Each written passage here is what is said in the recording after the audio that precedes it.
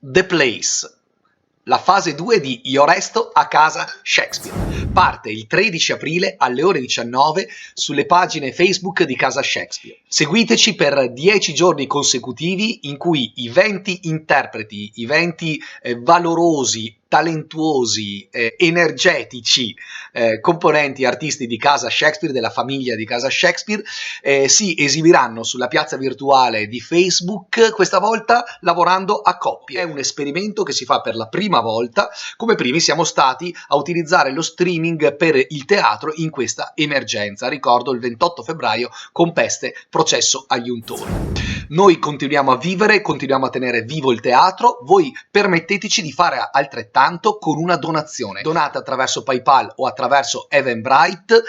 Il vostro sostegno ci permette di continuare a pensare e a far sì che questa crisi diventi un'opportunità e lo strumento streaming possa essere analizzato, studiato, approfondito, riscoperto in una modalità in cui il teatro farà la sua parte e si accompagnerà poi agli interventi live nel futuro prossimo.